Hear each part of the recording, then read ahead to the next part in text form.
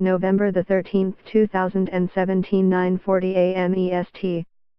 Ottawa as international trade frictions heat up, with NAFTA and Brexit topping the list of concerns.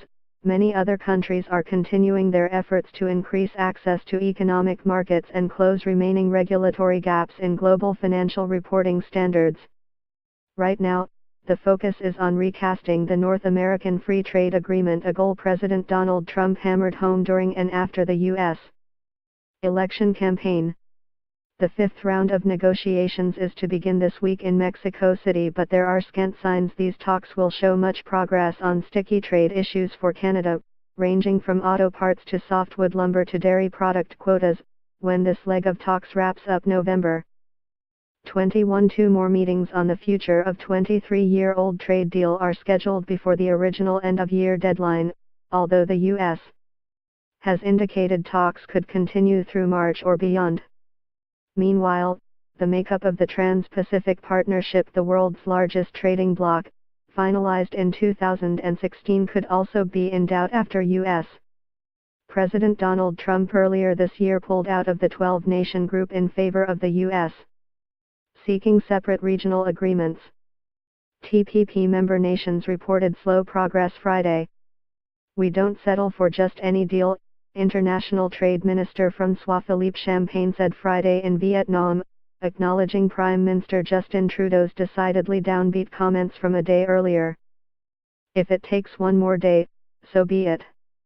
Also uncertain is the ongoing fallout from the June 2016 referendum result in favor of Britain exiting the European Union, a decision that will require Canada to work on a separate free trade agreement with the UK, while carrying on with other signatories to the Full Comprehensive Economic and Trade Agreement, CETA, ratified in September 2017.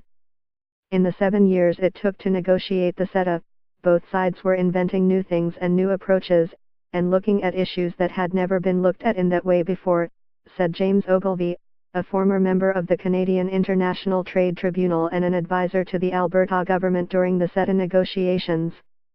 Also, the EU team know the UK well, so they will not have to go through all the same learning phases they had to with Canada, said Ogilvy, who authored the report CETA, Brexit and Beyond for the accountancy body ICAs, based in Edinburgh.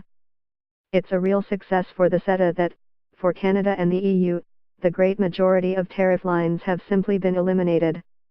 Meanwhile, improving and unifying accounting standards around the globe has been a long process, stretching back decades. That work is still going on, with the three main international accounting regulatory bodies overseeing the sector's attempt to move closer to a unified approach. "I think we've had a lot of successes on improving financial reporting across the globe and narrowing differences," said Connecticut-based Russ Golden, chair of U.S. Financial Accounting Standards Board. "In 2018, we expect companies to implement a substantial improvement across the world, on revenue recognition,